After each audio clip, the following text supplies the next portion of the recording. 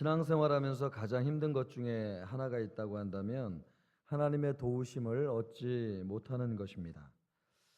그 어디를 보아도 하나님이 보이지 아니하시는 것 같고 또 하나님이 내 기도에 응답하지 아니하시는 것 같습니다. 심지어는 완전히 하나님께서 나에게 모습을 숨기셔서 숨결조차도 느끼지 못할 때가 있습니다. 더구나 우리가 갈급한 필요를 가지고 하나님 앞에 나아갈 때 그런 시점이라고 한다면 더군다나 병 때문에 고통 가운데 시달리고 있다든지 또 사업이 심각한 위기를 맞았다든지 아니면 가족이 생사의 기로에 서 있는 상황이라고 한다면 하나님의 도우심이나 하나님의 기도 응답을 느끼지 못할 때에 우리가 더 심각하게 느낄 수가 있습니다. 그것 자체가 우리 신앙생활에 사실은 굉장한 시험이고 시련이라고 할 수 있겠습니다. 성도의 그런 하나님 부재 의식은 사실 역사가 오래되었습니다. 아담으로부터 모든 신앙인들은 자신이 필요로 하는 절박한 상황에 하나님이 가까이 계시지 않는다라고 하는 것을 느끼고 또 이것이 풀 수 없는 인생의 숙제이기도 하였습니다. 그래서 하나님을 의심하기도 하고 또 스스로 시험에 빠져서 믿음을 버리는 경우도 많이 있습니다. 아브라함이 평생 하나님을 섬겼지만 사실 성경을 자세히 살펴보면 하나님께서 아브라함에게 나타나셔서 말씀하시는 것이 10번밖에 되지 않습니다. 우리는 아브라함 평생 하나님께서 늘 말씀하신 걸로 알고 있지만 생각보다 하나님이 아브라함에게 나타난 것이 그렇게 많지 않습니다.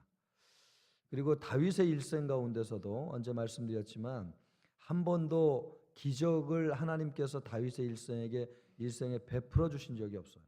초자연적인 기적을 행하신 적이 별로 없습니다. 그런데 우리는 다윗이 평생 하나님과 함께 했다고 사실 믿죠. 그런 면에서 성경에 등장하는 수많은 위대한 신앙의 선인들도 하나님의 부재 가운데 시달리면서 신앙생활을 많이 했다는 것을 알 수 있고요.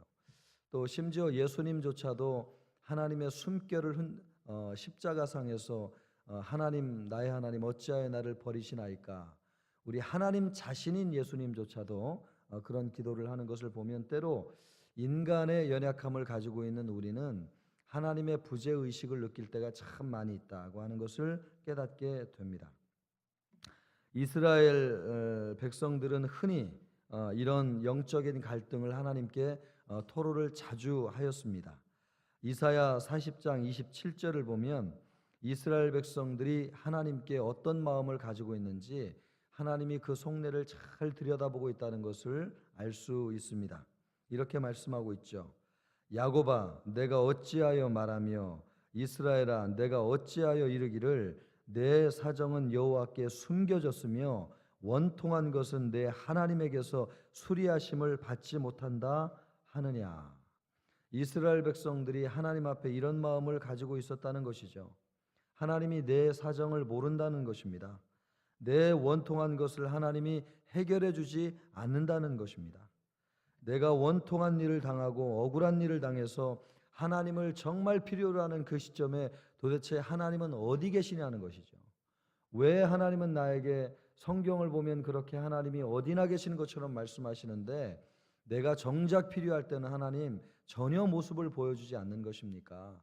이스라엘 백성들의 마음속에 이런 하나님에 대한 불신이 자리하고 있었다는 것입니다. 하나님에 대한 의심이 있었다는 것이죠.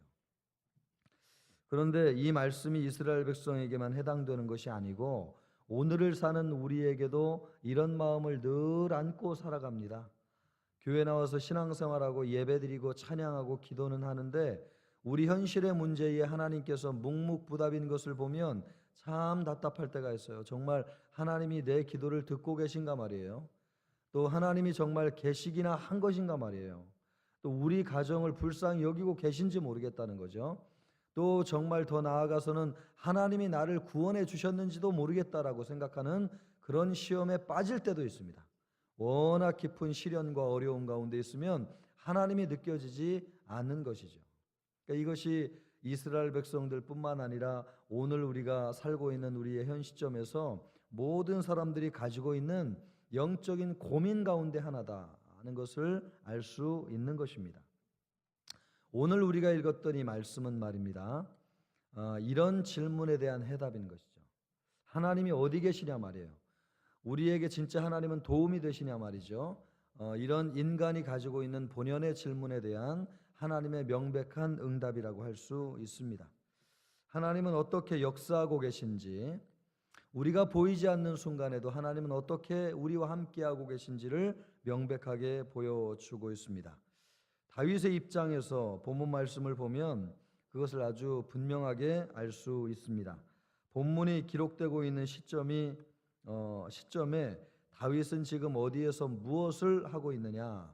우리가 읽었던 말씀 16절 말씀을 보면요, 다윗은 지금 광야 나루터라고 하는 곳에 머물러 있었습니다.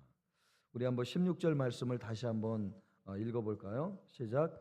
이제 너희는 빨리 사람을 보내 다윗에게 전하기를 오늘 밤에 광야 나루터에서 자지 말고 아무쪼록 건너가소서 하라. 혹시 왕과 그를 따르는 모든 백성이 몰살까 하노라 하니라.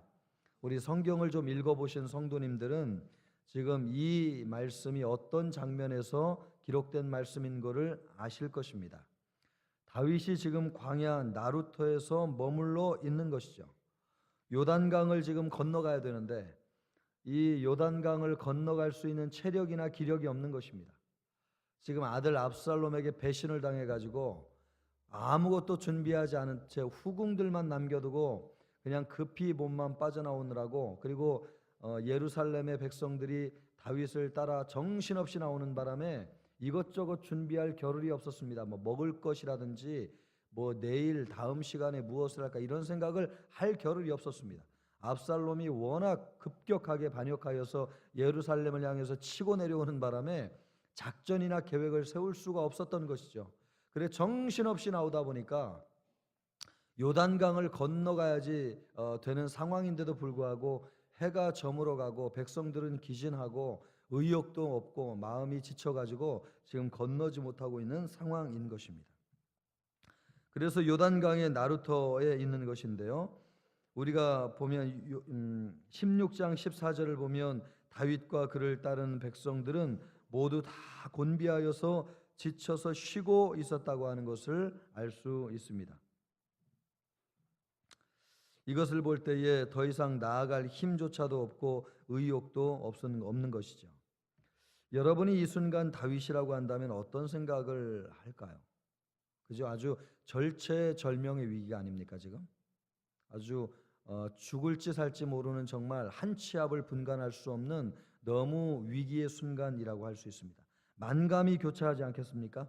한마디로 요단강에서 다윗은 말할 수 없는 허탈함에 휩싸여 있는 것입니다. 마음도 정리가 안 된 상태예요 지금. 육신의 생명을 유지하기는커녕 지금 마음의 생각도, 왜냐하면 뭐 정적에게 배신을 당했다면 모르지만 지금 아들에게 배신을 당한 상황이라 이거를 지금 어떻게 마음을 추스려야 될지를 모르는 것이죠. 아들에게 반역을 당해서 겨우 몸만 빠져나온 한심한 신세가 되었습니다. 생명을 포기해야 될지 말지 이게 참 그 분간이 안 되는 순간이에요. 이긴다고 해도 이기는 것이 아니잖아요. 아들을 이기는 것이 진정한 승리라고 이야기할 수 있습니까? 여러분, 진다고 해도 이거 심각한 문제죠. 이스라엘의 엄청난 위기가 도래하는 것 아닙니까? 다윗을 보고 살아왔던 수많은 사람이 압살롬의 반역 때문에 수많은 사람이 죽을지도 모르는 이런 위기의 순간에 살 수도 없고 죽을 수도 없고, 이것이 참 다윗에게 말할 수 없는 고민이 아닐 수 없었습니다. 이득도 없는 싸움을 해야 되는 것이죠. 지면 말할 것도 없거니와 이긴다고 해도 자식을 잃어야 하는 소득 없는 전쟁에 불과했습니다. 참 허망했습니다. 이러한 때에 다윗은 무슨 생각을 했을까요, 여러분? 우리라고 한다면 이런 순간에 무슨 생각을 하겠습니까? 저는 제가 다윗의 입장이라고 한다면 아마 하나님을 생각했을 것 같습니다. 하나님을 원망을 하였든지 아니면 예전에 하나님이 나에게 주셨던 말씀을 기억하였든지 하나님 앞에 하여간 어떤 생각을 가지고 있었을 것 같아요. 하나님에 관한 생각을 했을 것 같습니다. 자기에게 언약을 주신 하나님을 생각하고 있었을 것이라고 저는 믿습니다. 하나님은 사무엘하 7장 9절에서 언약을 주시면서 다윗에게 이렇게 말씀하셨습니다.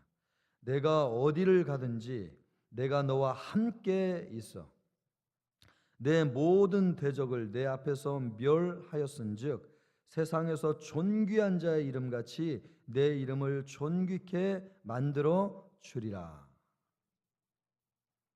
이게 지금 사무엘하 7장에서 말씀하고 있는 것이거든요. 그러니까 그 이후에 지금 압살롬의 배신 사건이 일어난 것입니다. 그러니까 하나님께서 다윗에게 명백하게 말씀하신 것, 내가 어디로 가든지 내가 너와 평생 함께 할 것이고 대적을 지금까지 물리쳐 준 것처럼 앞으로도 내 대적을 물리쳐 줄 것이고 너를 존귀하게 하는데 사람들 가운데서 가장 존귀한 사람으로 만들어 줄 것이다. 하나님이 사무엘하에서 이런 약속의 말씀을 주셨습니다. 그런데 지금 현실에 일어나고 있는 이 일을 보면 정말 다윗이 존귀한 사람인지 모르겠어요. 지금 하나님이 함께하고 계신지 모르겠어요. 이런 상황에 어디로 가든지 하나님이 함께 하신다고 그랬는데 지금 패배해가지고 도망하는 이 현실 속에 하나님이 함께 계시냐 말이에요. 그리고 하나님께서 정말 대적을 물리쳐 주신다고 말씀하고 있는데 이 아들이 대적이나 되냐 말이에요. 정말 이러지도 저러지도 못하는 상황 가운데 빠져 있는 것을 보게 됩니다. 그런데 지금 가장 절박한 심정에 하나님이 어디 계시냐 말입니다. 다윗의 눈에 하나님은 보이지 않습니다. 대적으로부터 자신을 보호해 주지 못하고 있는 하나님처럼 보이고 있습니다. 그리고 존귀라고 하는 말을 논할 수조차도 없는 비참한 신세가 되었습니다. 하나님은 도대체 다윗을 위해 어떤 일을 하고 계신 것입니까? 지금 만약에 하나님이 살아계신다고 하면 이런 일이 벌어지지 말았어야 되는 것 아니냐, 끊임없이 그 생각을 했을 거예요. 어떻게 자식에게 배신을 당해가지고 내 이름이 정말 이렇게 말도 안 되는 지경에 처하고 비참해질 수 있습니까? 아마 끊임없이 그런 생각을 하지 않았겠습니까? 하나님이 어디 있는지요? 어떤 도움을 도대체 하나님이 주고 계신 것입니까? 아마 우리 신앙생활 하면서 이런 질문을 하지 않으신 분들이 아무도 없을 것이라고 생각이 되고, 또 지금 이 자리에도 위경 가운데서 하나님을 향해서 그렇게 질문하고 계신지 모르겠어요. 하나님, 늘 하나님이 함께 하시고 우리에게 빛이 되시고 길이 되셔서 우리를 보호하신다 하셨는데 하나님, 내 형편을 보고 처지를 보면 하나님이 어디 계신지 도통 모르겠습니다. 이런 마음으로 이 자리에 나와 있는 성도님들도 계실 거라고 생각이 됩니다. 오늘 본문 말씀은 그에 대한 명확한 해답을 주고 있는 것이죠. 여러분, 다윗의 눈이 보이지 않으신 하나님은, 다윗의 눈에 보이지 않는 하나님은 지금 어디에 계시고 어디에서 일을 하고 계십니까? 오늘 14절 말씀을 붙잡으실 수 있기를 바랍니다. 14절 말씀 우리 한 목소리로 한번 읽어보도록 하시겠습니다. 같이 읽습니다.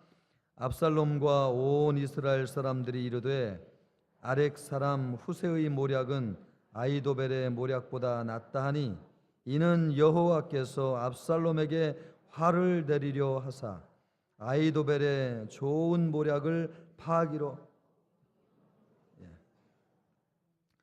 여러분, 이 장면을 보면 하나님께서 지금 어떻게 일하고 계신지를 우리가 잘 볼 수 있습니다.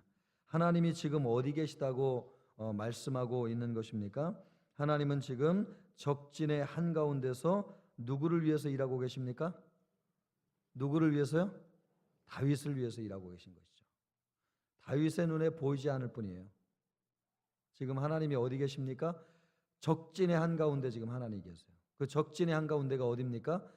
압살롬이 지금 작전 회의를 하고 있는 그 한가운데 누가 계시냐? 하나님이 함께 계신 것입니다. 우리는 지금 나와 함께 계셔야지 하나님이 늘 함께 계시다고 생각하는데 하나님이 나를 위해서 적진에서 계시다고 하는 생각은 못하는 거죠. 다윗도 그 생각을 못했을 것이라고 생각이 듭니다. 그런데 하나님께서 지금 어디 한가운데 계시냐? 적진의 한가운데 계신 것입니다. 다윗의 눈에는 보이지 않았지만, 그래서 하나님을 원망하기도 하였지만 하나님은 지금 압살롬의 작전 회의에 참석하셔서 그의 계획이 성공하지 못하도록, 그래서 다윗의 생명을 구명하기 위해서 하나님이 일하고 계신다고 하는 것입니다. 지금 압살롬의 진영에서는 아버지 다윗을 잡기 위해서 전략 회의가 한참 벌어지고 있는 것입니다. 그런데 두 가지 쟁점이 토론 가운데서 아주 격하게 벌어지고 있는 것입니다. 하나는 아이도벨의 추격전이었고 또 하나는 후세의 전면전이었습니다. 아히도벨은 압살롬을 부추겨서 반역을 하게 만든 1등 공신이었습니다. 아히도벨이라고 하는 사람이. 그리고 아히도벨은 굉장한 지략을 가지고 있는 뛰어난 모사꾼이었습니다. 이 사람 말대로 해가지고 하루아침에 지금 반란이 일어났는데 예루살렘을 빼앗게 된 것입니다. 그러니까 아히도벨의 말대로 압살롬이 그대로 믿고 갔다고 한다면 아마 나라가 완전히 뒤집어졌을 거예요. 그런데 하나님께서 누구를 준비하셨느냐? 후세라고 하는 사람을 준비했습니다. 후세는 전적인 다윗의 사람이었습니다. 그런데 다윗이 도망갈 때에 같이 갔어야 되는데 후세가 목숨을 걸고 다윗을 위해서 충성하고 다윗을 구명하기 위해서 나는 예루살렘에 남겠습니다.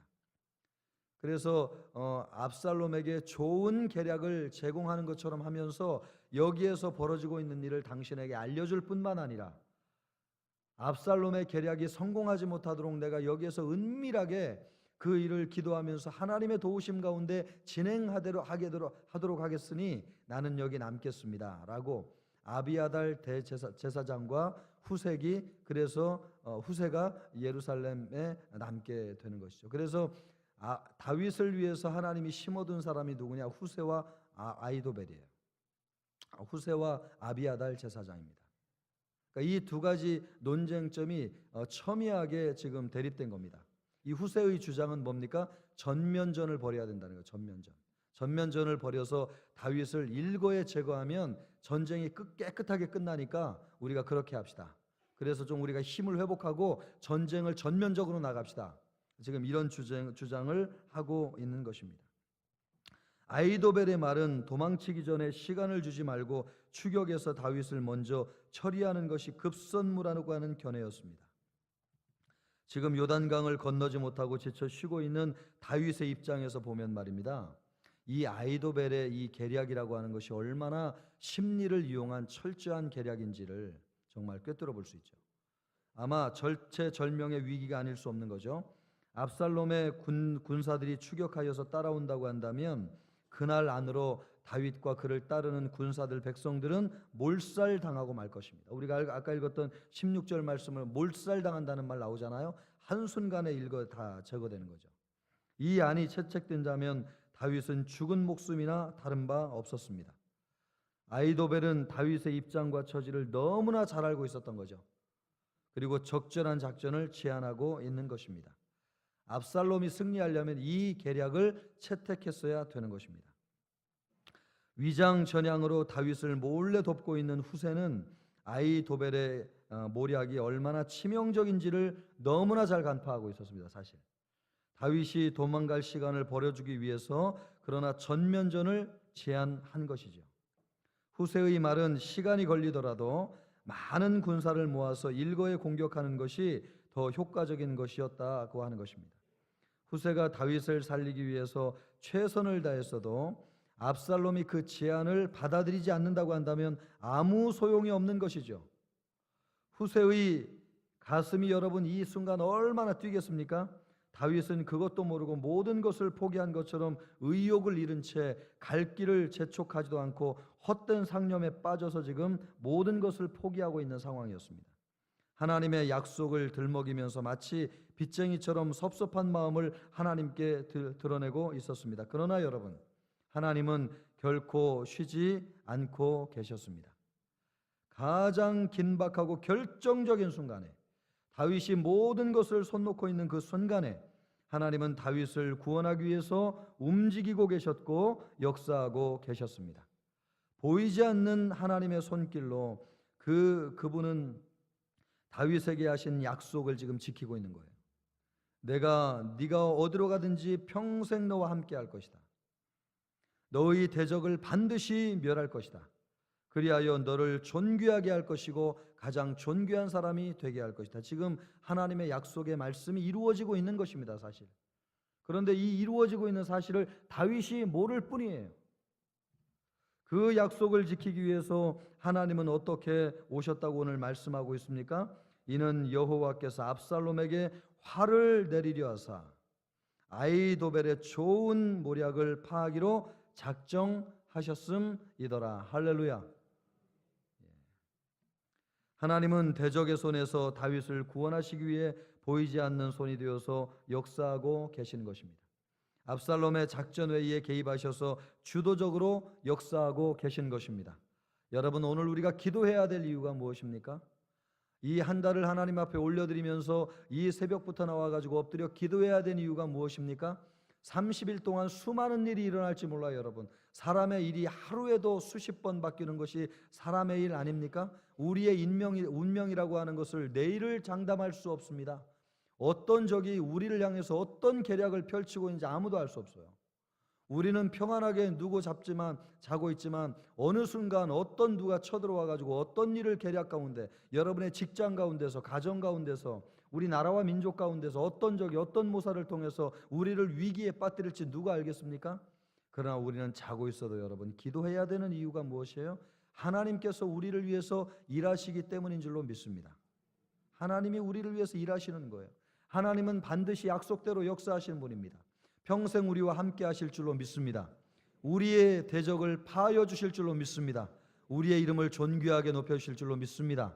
그 약속을 이루기 위해서 지금도 하나님께서 어느 적진에선가, 우리가 기도하는 이 순간 어느 적진에선가 우리를 구명하기 위해서, 구원하기 위해서 역사하시고 계시다고 믿습니다.